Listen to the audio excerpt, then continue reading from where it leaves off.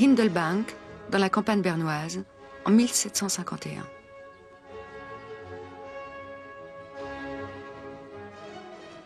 Le sculpteur Johann Nall crée ce monument funéraire à la gloire de Hieronymus von Erlach. Il loge à la cure, chez le pasteur.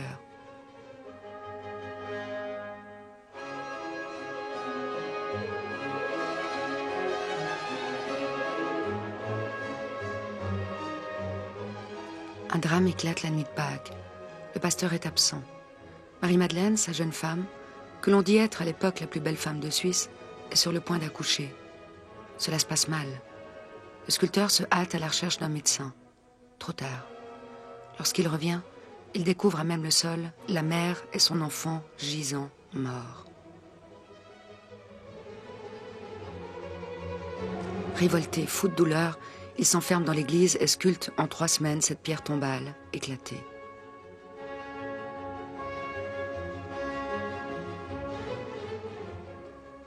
Horreur et refus de la mort, mais aussi symbole de la résurrection. Le sourire de la morte va faire le tour de l'Europe, grâce au récit des voyageurs de l'époque, dont l'un des plus célèbres est le poète Goethe. On viendra de partout pour visiter ce monument.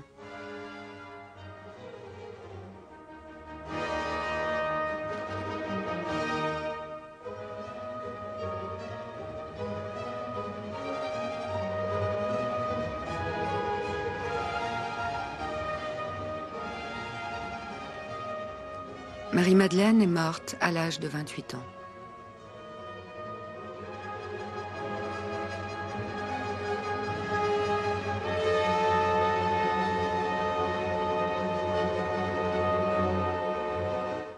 La mort est et reste un objet à la fois d'horreur et de fascination.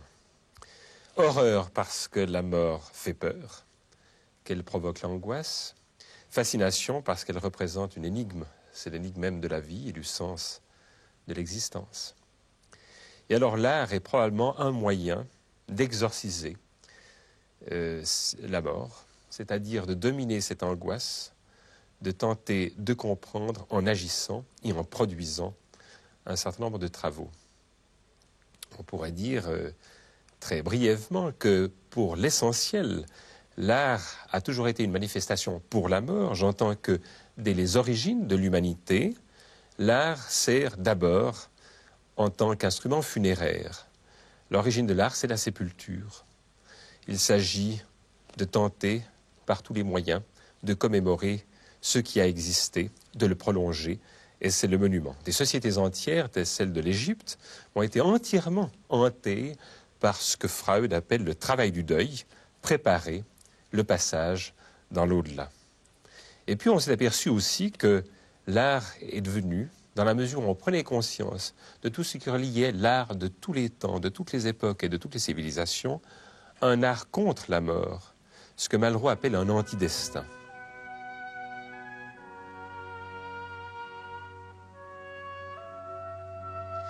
Quand on pense aussi bien à La femme et la mort, La jeune femme et la mort de Hans Baldung Green, beaucoup plus près de nous, à ces extraordinaires séquences, car s'il s'agit bien d'une séquence de dessins de peinture de Hodler, regardant, observant avec la minutie d'un horloger les phases successives de ce combat de la mort contre la vie chez sa maîtresse, ou encore plus près de nous, le Guernica de Picasso, cette espèce d'assassinat collectif d'une ville espagnole bombardée, comme vous le savez, pendant la guerre civile, c'est toujours et encore, par l'image, tenter de faire fi du désordre, de la destruction, et de construire quelque chose qui apparaisse, une victoire provisoire, éphémère bien sûr, mais de la vie sur ce qui la menace. Pour moi, il n'y a rien après la mort, je vis peut-être égoïstement, je m'en fous, mais je vis, puis bon, puis après c'est fini, quoi, donc je lose. Puis c'est un espèce de défi, puis c'est une espèce de révolte, parce qu'il n'y a rien de plus révoltant qu'une bête morte, un cadavre, de mon soin, quoi, c'est quelque chose de révoltant, quoi. Je sais pas, on a envie de secouer, surtout si on a des sentiments vis-à-vis, enfin, se défend, quand on avait des sentiments vis-à-vis de se défendre. Donc pour moi, c'est quelque chose de révoltant, quoi. Y a-t-il un âge pour penser à la mort? La jeunesse aujourd'hui, plus encore que par le passé, ressent cette présence qui la trouble. Vivre au quotidien n'exclut ni les drames, ni la réalité de la mort. Elle est d'autant plus violente lorsqu'un jeune, aujourd'hui, disparaît. Accident, suicide, drogue.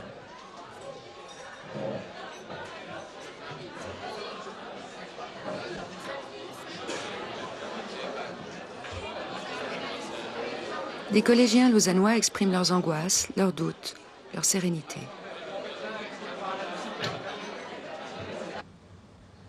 Chaque fois qu'on va prendre sa moto, on se dit peut-être que j'arriverai pas au bout du trajet, peut-être que je vais passer sous un trolleybus. Alors à ce moment, on ne monte plus sur la moto, c'est fini, parce qu'on a tellement le trac au guidon, on est sûr alors là de passer sous un trolleybus. Tandis que si on se dit bon, on monte et puis si j'ai un accident, j'ai un accident, de toute façon je ne peux pas l'empêcher maintenant. Donc vraiment il faut l'éloigner, je crois qu'on peut pas vivre, on peut pas faire... en ce moment on faisait n'importe quoi, on peut pousser à la mort, on peut tomber d'un trottoir, on peut tomber d'une échelle, il faudrait y penser tout le temps, c'est impossible. Si on revient au problème plus général de l'attitude vis-à-vis de la mort, certains m'ont dit il faut y penser, certains m'ont dit il ne faut pas y penser. John, tu dis mieux vaut y penser, mieux vaut y réfléchir. Tu peux motiver un peu? Disons, mieux vaut y penser. Non, je sais pas, moi je trouve que c'est moins hypocrite d'y penser. Bien sûr qu'on peut vivre sans s'imaginer qu'un jour on pourra mourir comme ça, mais moi je trouve que c'est de l'inconscience, c'est de la lâcheté en fait. On a tous la mort en nous. On peut très bien porter un cancer ou je sais pas quoi, on peut très bien... On a tous une partie de... Chaque minute de notre vie nous rapproche de cette mort aussi. Donc il faut en être conscient.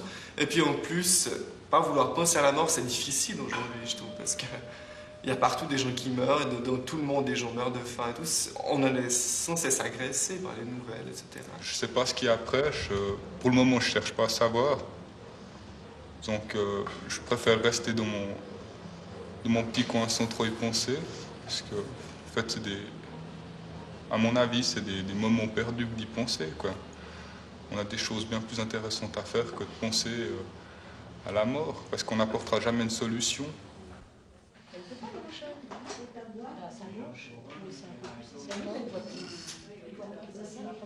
Alors je voulais lui passer.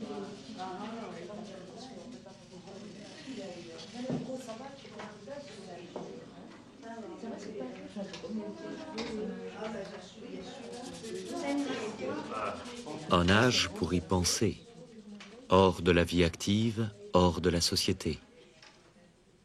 Il n'est pas certain qu'au soir de la vie, nos vieux soient prêts à la mort. Les doutes ne sont-ils pas les mêmes pour toutes les générations?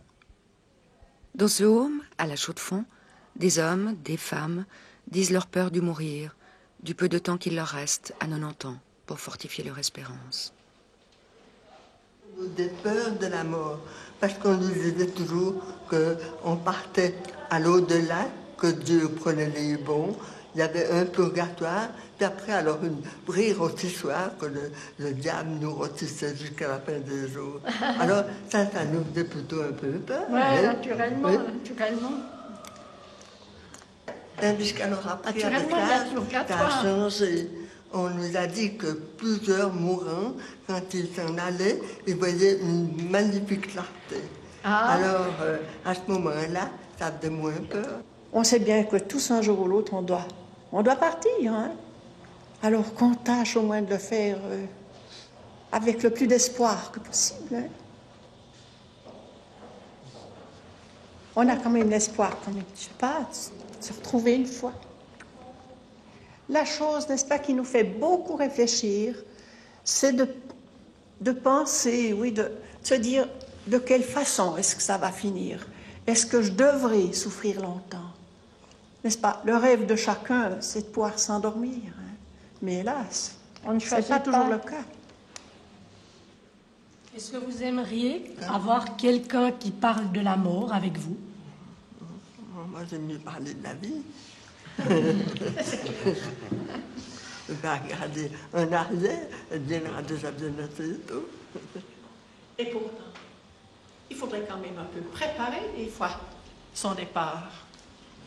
Il y a bien des choses, il y a bien des choses à régler. Ah oui. Sur la mort, quand on veut bien réfléchir. Il y a toutes sortes de problèmes. Malgré tout. On est des fois obligés d'en parler. Je suis préparée, mais je ne suis pas prête.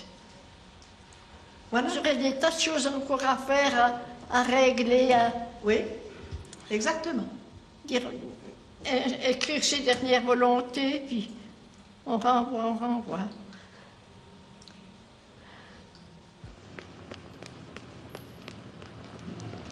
Aujourd'hui, la société marchande, de consommation et de loisirs n'a pas de place pour la mort. Vie active survoltée.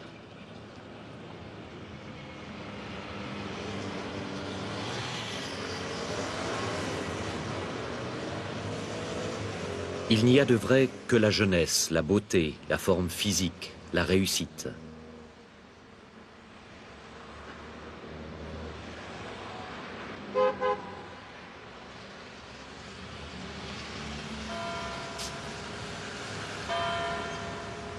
La vieillesse est marginalisée, la mort escamotée.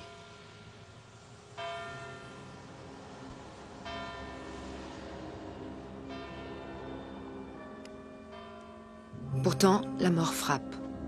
Elle est d'autant plus violente qu'on voudrait l'ignorer. Les accidents, la maladie, c'est pour les autres. La mort est de trop, on ne sait qu'en faire.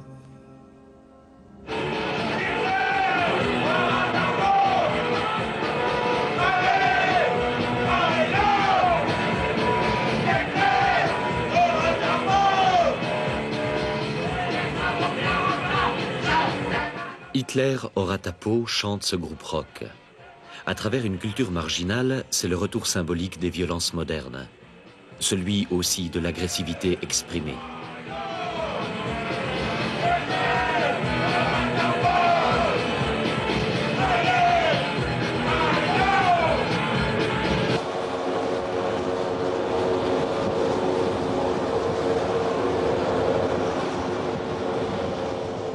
Goût du risque aussi, né avec la conscience de la fragilité de notre existence et des menaces qui pèsent sur nos vies.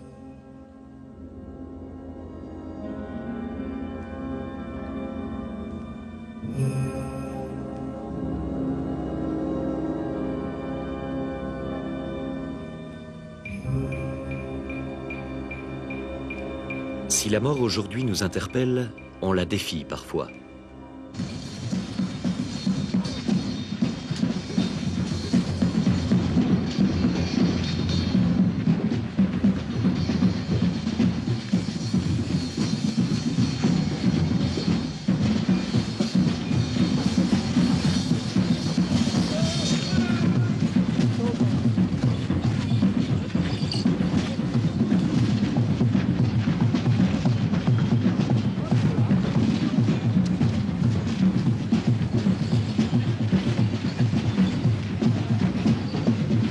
Défi mal accepté lorsqu'en 1975, un groupe du carnaval bâlois mime une danse macabre dans la rue.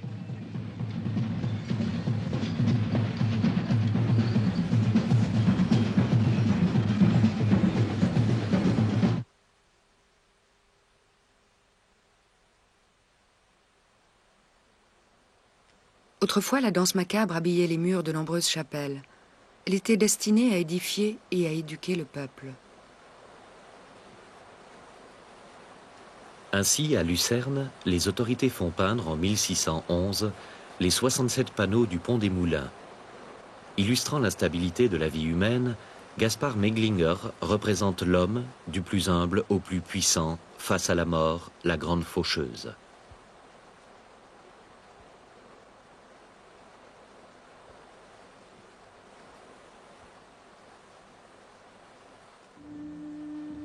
La ronde du cimetière. Tout ce qui rampe et ce qui vole, tout ce qui vit et se désole, fuit la mort qui va sous les cieux, brandissant son sceptre en tout lieu. L'impératrice. Et si je suis la souveraine de toute la terre romaine, la mort arbore son pénon et ne me laisse que le nom.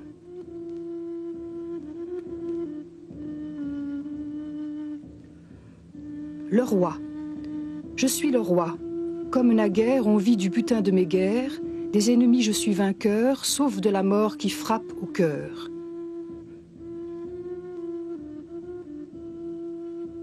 Le prévôt royal.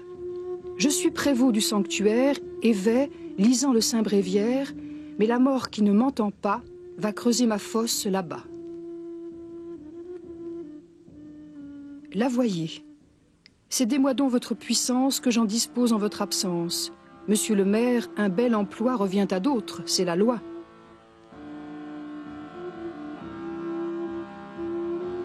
Le pêcheur. Petit poisson dans sa demeure sera poursuivi jusqu'à l'heure où le pêcheur mort sans soupçon à l'appât de mon hameçon.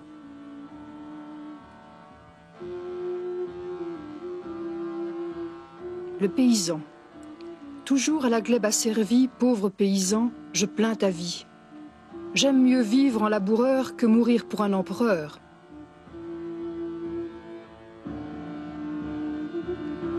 La danse des morts de Lucerne s'inscrit dans une époque historique marquée par la peste et la violence des guerres. Le pouvoir ecclésiastique s'empare aussi de l'image de la mort pour rappeler aux vivants qu'ils sont en sursis ici-bas. À travers une pastorale de la peur, l'Église exhorte l'homme au renoncement et à la pénitence pour son salut.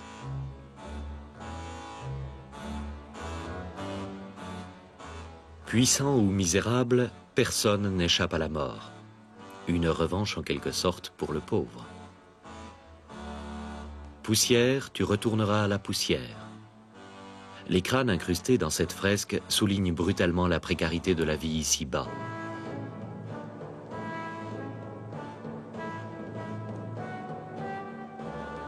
C'est à la fin du XVIIe siècle que cet ancien ossuaire a été construit à Wolhusen, dans le canton de Lucerne. Aujourd'hui, il sert de chapelle mortuaire.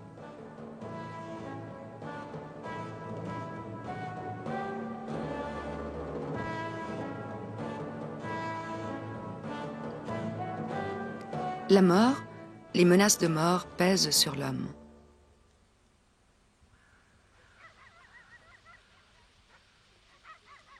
À ces angoisses viennent s'ajouter les menaces d'un environnement hostile. Pour se prémunir, l'homme a créé des gestes, un rituel. De nos jours encore, ces gestes illustrent la richesse et la diversité des pratiques locales dans notre pays. Ici, dans la région lucernoise du Napf, près de Willisau, ces menaces ont de tout temps marqué la vie quotidienne et les croyances des habitants. Der Napf ist eine sonderbare Landschaft durch das, als so. Le Napf est un site étrange du fait qu'il est très accidenté. Il y a des combes profondes et des angles surélevés, comme disent les gens d'ici. Et ça ne présente pas seulement un attrait du paysage, mais aussi des tas de dangers. La population indigène sait évidemment faire face à ces dangers. Les gens en ont même une grande expérience. Lorsqu'en été le gros temps arrive au-dessus du Napf, là, quand il y a des glissements de terrain en bas dans la vallée, ou que la foudre tombe sur une maison, il s'agit chaque fois de dangers bien de la région.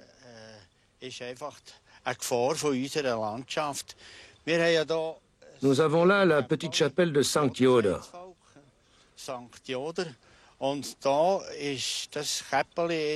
C'est une chapelle consacrée à un saint qui est en quelque sorte le saint qui s'occupe du temps. Ici, on fait sonner les cloches lorsque le mauvais temps arrive sur le Napf. Et les gens de l'endroit commencent alors à allumer des cierges dans les maisons. Mais il n'y a pas que cette petite chapelle de Sankt Joder. Il y a aussi toute une série d'autres chapelles dans la région.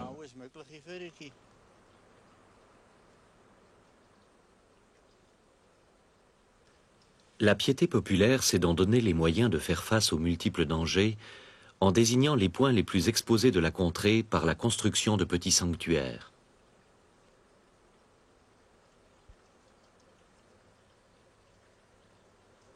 Ici, au pied du Napf, l'eau est devenue à la fois symbole de mort et source de vie. De nombreux fidèles se rendent sur les différents lieux du pèlerinage.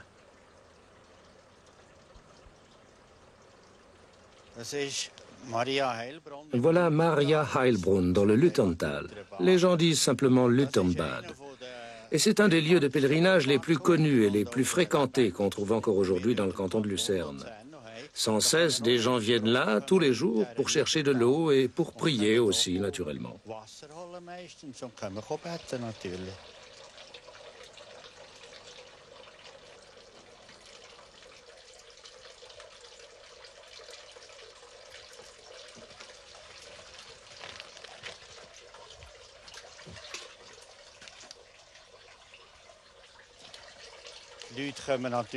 Les gens viennent là, évidemment, avec toutes sortes de vœux. Ils souffrent de maux physiques ou de l'âme, mais ils viennent surtout ici lorsqu'ils ont des mourants. La prière pour une bonne mort est depuis toujours la raison la plus importante de venir ici.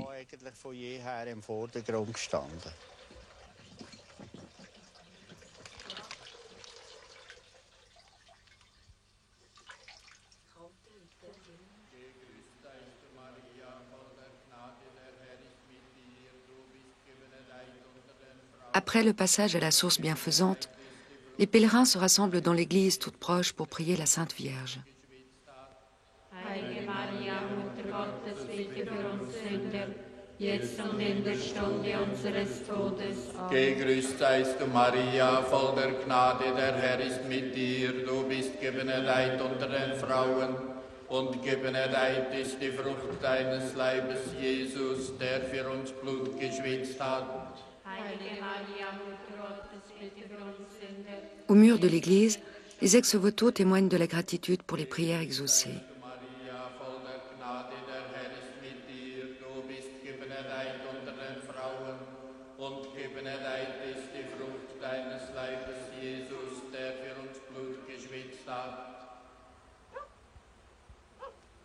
Autrefois, ces gestes et ces prières sans cesse répétées familiarisaient l'homme avec la mort et le préservaient aussi d'une mort subite, terreur des catholiques.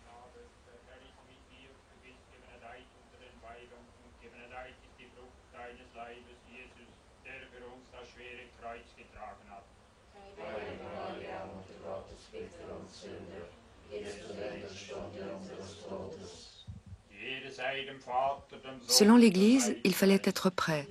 Il fallait bien mourir pour être sauvé. Mourir chez soi, entouré du prêtre et des siens, avoir reçu les derniers sacrements, tel était le souhait de chacun.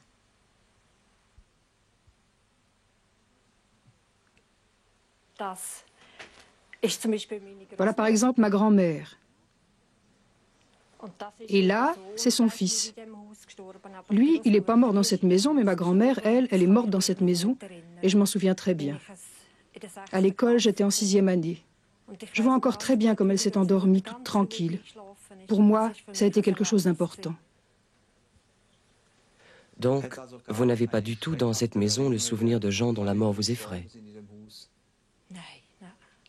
Non, non, non. C'est simplement la vie et la mort qui ont passé dans cette maison.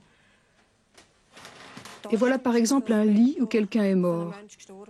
Et c'était une chose qui s'est déroulée tout à fait normalement. Et ce lit a aussi été le vôtre un temps? Oui, j'y ai aussi dormi. Et avant, autrefois, quelqu'un y était mort. Et alors, la vie continuait.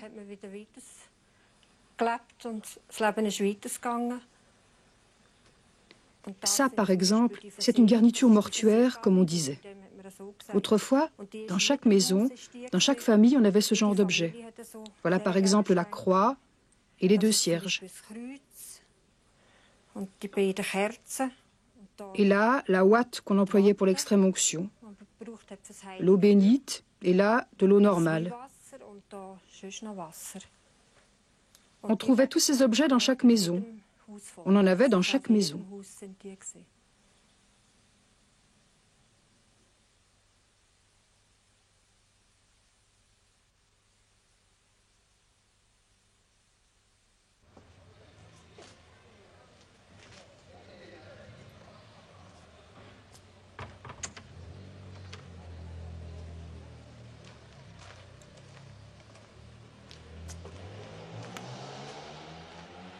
À Vissois, Delphine Créta vient d'assister à la messe, comme elle le fait chaque dimanche tout au long de l'année.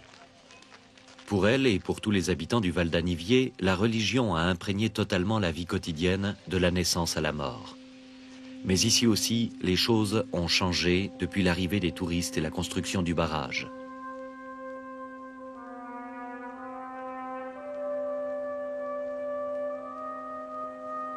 Pendant longtemps, la proximité du défunt, imposée par l'habitat exigu dû au nomadisme saisonnier des paysans aniviards, a rendu ici la mort encore plus proche, plus familière. Une vie vécue pour une bonne mort, pour le salut.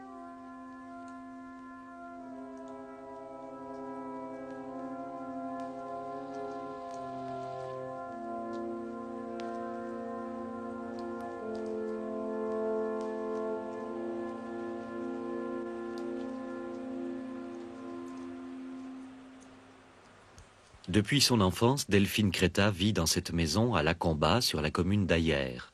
Elle y a vu mourir bien des siens. Comment est-ce que ça se déroulait à la maison lorsqu'il y avait un décès? Qu'est-ce qui se passait? Ça dépend. Quand on avait le bétail, on allait soigner le bétail, ce qu'on pouvait. Le mort, on le laissait seul.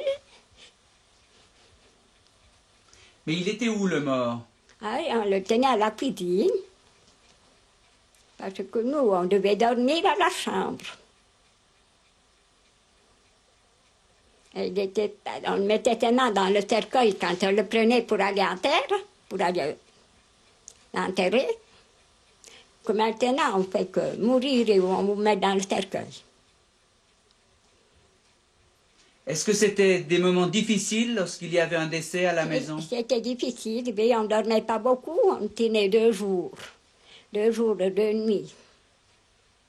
Où était le mort à la cuisine? Ici, il y avait une table, et puis en passant par la porte, on lui touchait les pieds. Et comment est-ce que vous prépariez cette table? Tout simple. C'est-à-dire? Un drap, et puis on lui mettait des coussins, un coussin sous la tête. Et parce qu'elle était sur le bois, on disait que le corps, il faut mettre sur la table, était en bois, c'était un drap. Alors vous mettiez un grand drap sur la table? Un drap, oui, c'est la table. Et puis on le couvrait avec une jolie couverture si on avait. Et il y avait quelques fleurs? Alors c'était rare des fleurs. Comment est-ce que vous le prépariez pour la veillée? On le préparait tel, on le laissait tel qu'on était habillé, tout. On l'habillait avant que de le mettre dehors. Qui est-ce qui faisait sa toilette mortuaire? Qui est-ce qui faisait la toilette mortuaire? Oh, ça, c'est de la famille. On était tous de la famille, des fois, ils venaient des parents. Ils étaient parents plus éloignés. Et c'était eux. Qui venait pour veiller le mort? Pour veiller. Ça dépend. Si c'était une femme, il venait une femme. Parce que c'était comme ça. On donnait les habits de la morte. Il venait une personne, il savait qu'il avait une morte, il venait, il disait, est-ce que vous avez quelqu'un qui est réservé? Et elle venait veiller, et elle avait les habits, les meilleurs habits, parce que pour aller en terre, on ne mettait pas des bons habits avant. Pas des déchirés, il fallait qu'ils soient été raccommodés. Oui, pas comme maintenant, on met des habits tout neufs. Et puis alors, cette personne, elle veillait 2 soirs. Et elle avait les habits de cette personne-là. Si c'était un homme, c'était le costume, le palto, n'est-ce pas, la veste. Et tout le costume d'un homme, on donnait à celui-là, puisqu'il avait veillé. Mais il venait, les personnes, ils venaient se réserver. Oui. D'une manière générale, est-ce qu'il faut se préparer à sa mort? Oui, ça. Mais quand on est jeune, on ne pense pas à se préparer à la mort. Quand ça va tout bien et qu'on fréquente et qu'on va bientôt se marier, on ne prépare rien à la mort. On se croit qu'on ne meurt pas, qu'on ne meurt jamais. Et vous, il vous arrive d'y penser à la mort? Ah oui. Je voudrais qu'il vienne bientôt. Sinon, je dois quitter cette maison. Je ne peux plus faire mon ménage.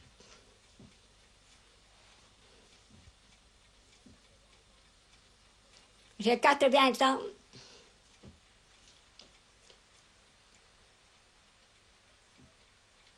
Ça vous fait peur, la mort? Non, non, non. Non, non, pas peur. Pourquoi?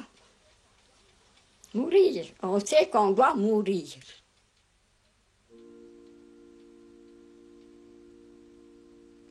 Au début de notre siècle encore, on voyait beaucoup mourir autour de soi. On mourait jeune, avant 50 ans, souvent en bas âge. Les veillées des morts, qu'elles soient d'enfants ou d'adultes, entraient dans la quotidienneté et permettaient d'apprivoiser quelque peu cette mort trop grande pour tous. Si le rituel catholique est riche en gestes et symboles pour entourer le mort, la religion protestante, en revanche, appelle le fidèle à puiser en lui-même la force et la foi pour surmonter cette dernière épreuve.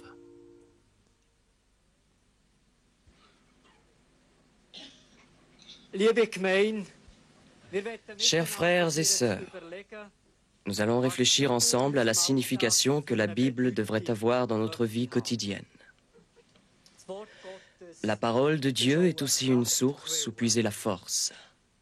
Il y a dans la vie des soucis, des déceptions, des charges à porter.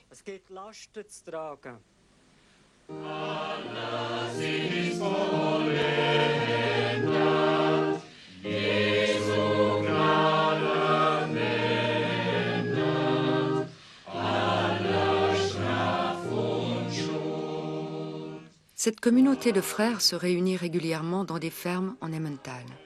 Elle vit et enseigne sa foi selon sa propre doctrine. Les premiers réformateurs, tels Martin Luther, avaient déjà souligné la responsabilité de chacun dans son salut. Nous sommes tous voués à la mort, et aucun de nous ne mourra pour l'autre.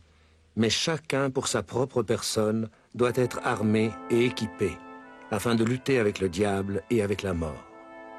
Chacun doit veiller sur sa propre forteresse.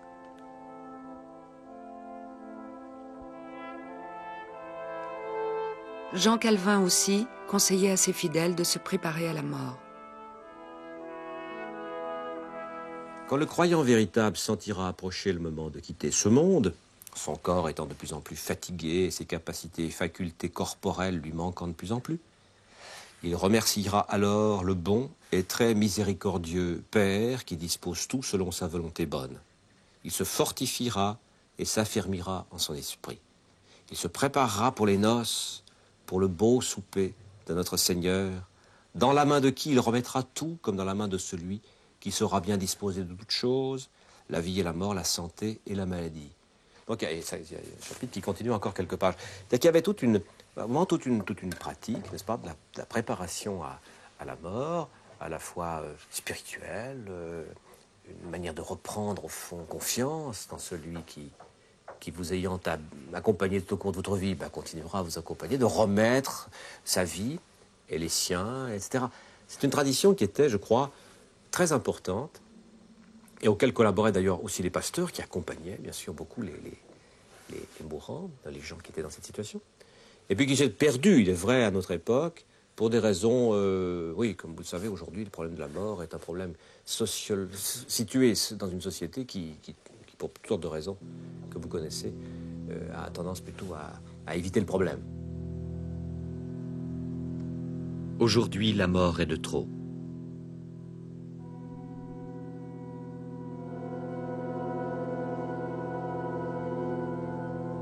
La science et la foi dans la science ont reculé les limites de la vie au point de rêver à l'immortalité. Bien qu'évacuée de notre vie quotidienne, l'angoisse de la mort demeure.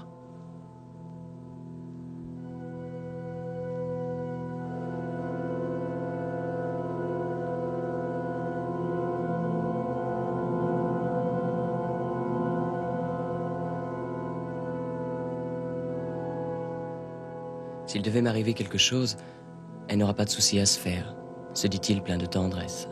À quoi penses-tu ? Demanda-t-elle.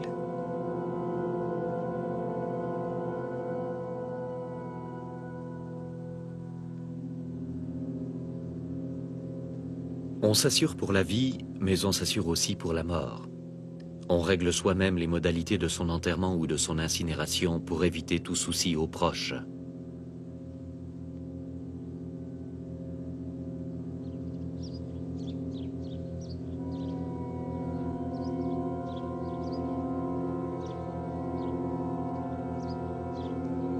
Nos cimetières sont aujourd'hui de beaux parcs où les morts reposent en paix, très éloignés du monde des vivants.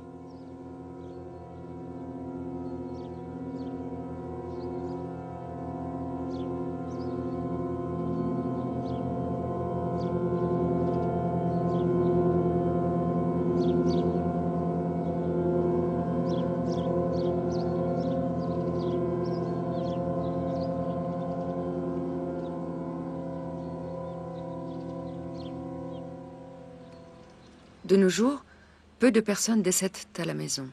En effet, 2 Suisses sur 3 meurent en milieu hospitalier.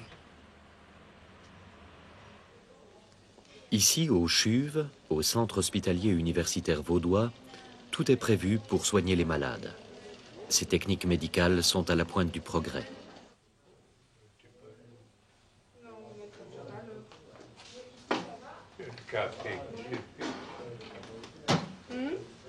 Pour le café, ouais.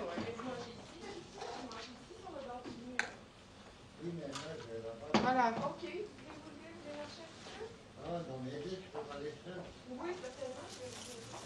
Mario aussi.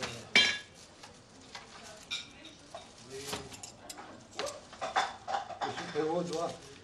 4.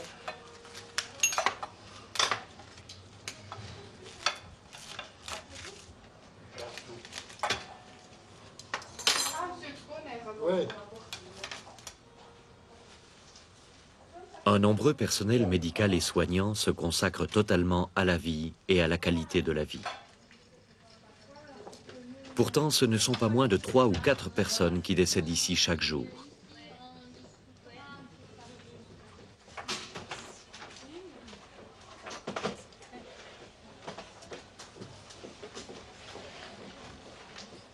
Le personnel soignant, jeune, affronte parfois difficilement ces situations de fin de vie. Face à la peur et aux difficultés qui en résultent, tant pour le patient que pour sa famille ou le personnel, on fait de plus en plus appel à l'aide du psychiatre. Dans le fond, quand les choses se passent bien, c'est-à-dire quand c'est quelqu'un qui, je parle du patient, a une certaine perspective de sérénité, ou est entouré spontanément par sa famille, où les choses se passent comme ça naturellement sans accroc, ce qui ne laisse pas entendre, enfin, ce qui ne nous donne pas d'idée sur peut-être ce que peuvent être les angoisses profondes du patient, mais que quelque chose ne transparaît pas à l'extérieur. Je crois que les choses se passent, on ne m'appelle pas. Je crois qu'on m'appellera plutôt quand les choses ne peuvent pas se faire sans nous écorcher. Hein. C'est-à-dire quand l'équipe est écorchée, quand l'équipe est mobilisée, quand l'équipe a des divergences entre elles qui sont simplement la traduction peut-être des conflits qui se passent entre le patient et lui-même ou entre le patient et sa famille, comme ça, comme une projection sur grand écran qui se fait immédiatement sur une équipe de gens jeunes qui réagissent très vite et qui ont été dotés de professions pour faire des choses et ne pas les faire. Et que je crois que c'est là où on m'appelle, dans le fond, c'est pour voir que peut-être il y a des moments où c'est notre propre émotion qui est mobilisée plutôt que ce qu'on attend de nous chez le patient. Et c'est peut-être pour essayer de ventiler ça qu'on m'appelle.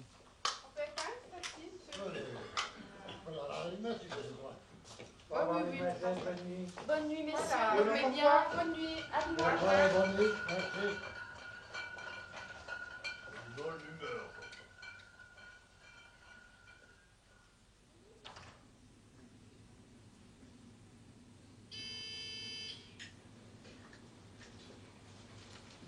Ruche bourdonnante le jour, l'hôpital entre dans le silence de la nuit.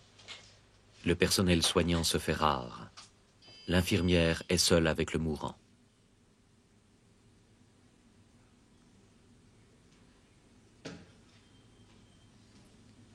Dans ces moments difficiles, on peut faire appel à l'aumônier, mais le rôle de l'infirmière reste primordial.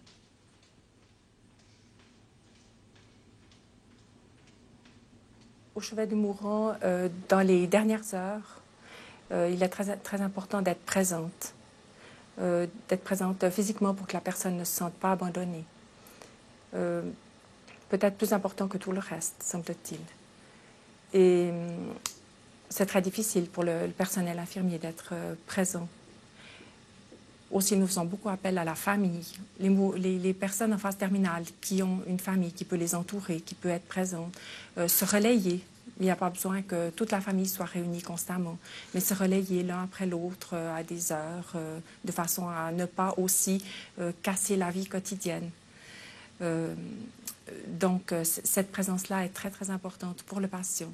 Et il semblerait, au fond, que les décès soient peut-être plus paisibles quand la personne sent qu'il y a quelqu'un auprès d'elle. Vous me direz qu'on ne peut pas le savoir si on n'est pas là pour savoir comment la personne est décédée. Mais en tous les cas, le fait d'une présence semble être rassurant. Est-ce qu'on accepte la mort, par exemple, d'un de ces patients, d'un de ces malades?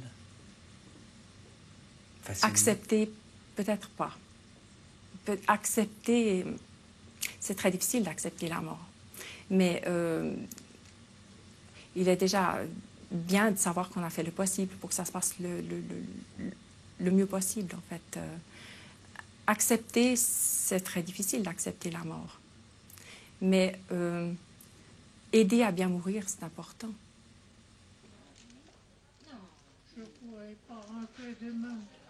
La communauté charge ainsi l'hôpital d'accompagner les siens jusqu'à la mort.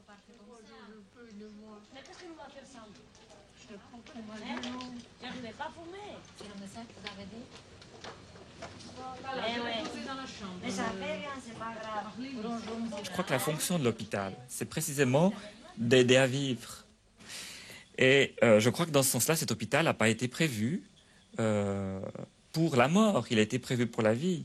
Et alors, il n'y a pas des locaux où on a prévu qu'il fallait réunir les familles autour d'un mourant. C'est-à-dire qu'il faut qu'on aménage. Et je crois qu'en ce moment, ce qu'on est en train de faire, c'est qu'il y a une prise de conscience du phénomène, et puis il y a un aménagement de cas en cas. Hein.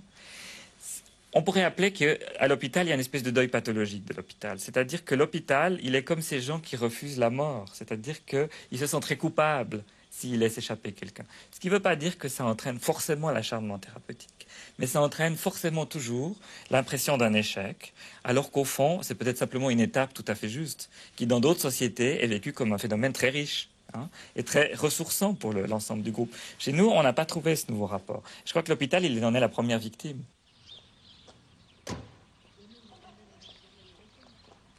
Une réaction s'annonce. Pour éviter l'anonymat de l'hôpital, un nombre croissant de gens font appel au service des soins à domicile. Ils permettent aux malades, même gravement atteints, de rester dans leur environnement. Ainsi, dans la paroisse de Cossonay, sœur Jacqueline, diaconesse de Saint-Loup, sillonne les routes pour apporter soins et réconfort.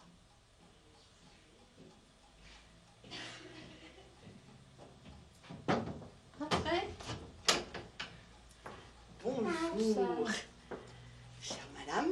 Comment ça va? Ça va? Bonjour madame. Bonjour Martine. Je vais peut-être me mettre là. Ça va, vous êtes prête au combat? Oui, oui. Je t'ai enlevé cette plante. Non. Je ne gêne pas. Elle n'est pas volumineuse, hein? Non.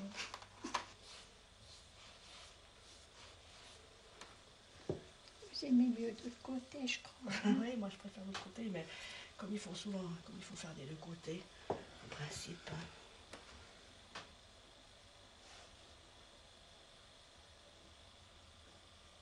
Ces soins n'excluent pas l'aide indispensable de la famille ou du voisinage. Dis-lui un peu. Alors voilà, je vais de nouveau me mettre à vos genoux. C'est chic. C'est bon, hein? Vous aimez bien ça, hein? Ben oui. Ça va? Oui.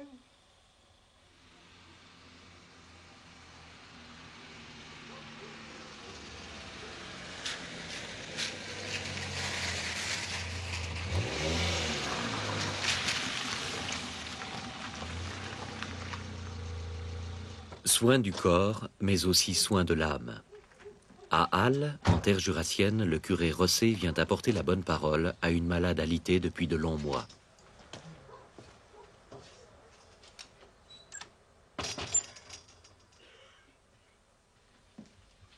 Bonjour. Bonjour, monsieur le curé. Vous êtes bien alors, vous avez du travail. Quel commerce, hein? Oui, quel commerce. Moi, ils l'ont fait. C'est vous qui avez reçu. Comment ça va? Ça va, monsieur le curé. Je suis bien, n'est pas mal, n'est rien du tout. C'est vrai. Non, C'est vrai.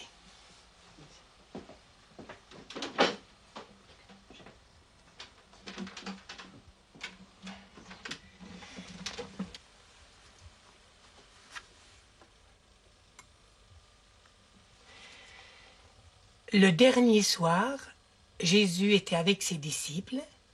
Il a pris le pain, il a rendu grâce, il leur a donné en disant « Prenez et mangez, ceci est mon corps livré pour vous. » Et il a ajouté « Faites ceci en mémoire de moi. » C'est ce qu'on fait aujourd'hui pour cette fête de l'Épiphanie. Heureux les invités au repas du Seigneur. Seigneur, je ne suis pas digne de te recevoir, mais dites seulement une parole. Et je serai guéri. Le corps du Christ. Amen.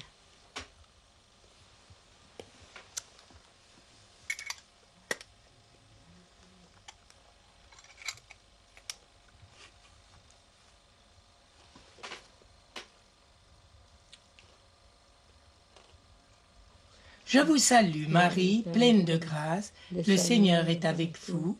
Vous êtes bénie entre toutes les femmes, et Jésus, le fruit de vos entrailles, est béni. Sainte Marie, Mère de Dieu, prie pour nous pauvres pécheurs, maintenant et à l'heure de notre mort. Amen. Voilà, petite grand-mère, je vous souhaite de garder toujours le Seigneur avec vous. Merci beaucoup, monsieur. Je vais faire tout ce que je pourrai. Il est toujours chez vous. Oui. Voilà, que le Seigneur vous bénisse et vous garde, le Père, le Fils et le Saint-Esprit. Amen. Voilà, pour toute cette année, je vous souhaite la joie et la paix de Jésus. Oui. Hein? Adieu, petite mère. Au revoir, monsieur le curé, et merci beaucoup. Vous terminerez bien cette journée. Oui, hein? Oui, j'ai fini maintenant. Vous avez fini? Oui, ça sera la paix, hein? Oui, ça sera la paix. Au revoir, grand. Au revoir, merci beaucoup, monsieur le curé. Je reviendrai si je ne suis pas fou mort. Je reviendrai avant. Oui. Soyez tranquille. Oui, oui, monsieur le curé. Adieu, petite grand-mère. Au revoir, Bonne merci soirée. beaucoup.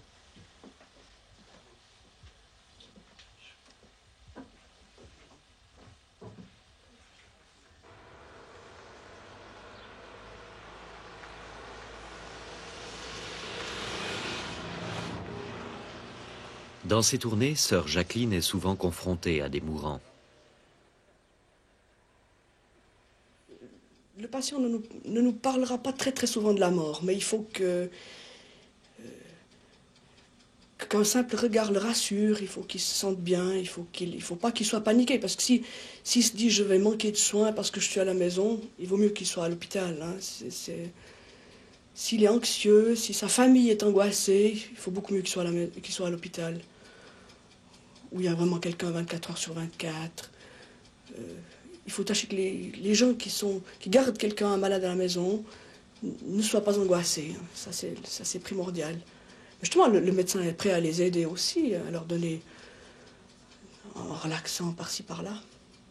Est-ce que ce sont des moments difficiles? Est-ce que l'approche de la mort est difficile? Tout dépend de l'âge, quand même, du patient. Mais c'est quand même toujours difficile. C'est quand même... Ouais, c'est pas quelque chose de très facile à faire, à aborder, même âgé. Quels sont vos gestes? Qu'est-ce que vous faites lorsque vous constatez qu'une personne a cessé de vivre? En général, la famille est là. Tout le monde attend ce dernier soupir. C'est toujours très impressionnant de voir quelqu'un quitter ce monde. C'est vrai que c'est... Moi, je ne m'y habitue jamais. Hein. Il y a toujours un petit instant d'émotion. Mais justement, il faut rester calme. Il faut pas paniquer. Il faut vraiment que la famille sente qu'il y a quelqu'un de tranquille. Il faut faire des gestes précis. Il faut vraiment rester tout à fait naturel. Si ce sont justement des croyants ou des gens qui le désirent, je peux prier avec les gens. Ça ne se fait pas toujours, mais ça peut se faire. On va fermer les yeux du patient, peut-être faire un peu de toilette, l'arranger dans son lit, lui croiser les mains. Les gens aiment que les mains soient croisées. Si c'est un catholique, il y aura un crucifix, il y aura dans la main. En général, il y a une sorte de soulagement, parce que très souvent ça a duré longtemps, enfin longtemps. Même si ça ne dure qu'une agonie de quelques jours ou de quelques semaines, c'est très très long pour la famille. Alors il y a toute une sorte de soulagement. Tout de suite après, on a besoin d'aller boire un café, de se retrouver. Et tout à coup, les gens se remettent à parler plus fort, à être de nouveau un peu plus naturels.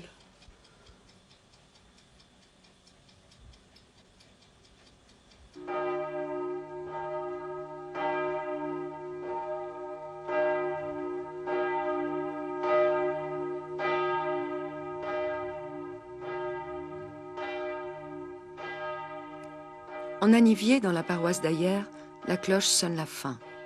Demain, ce sera l'enterrement.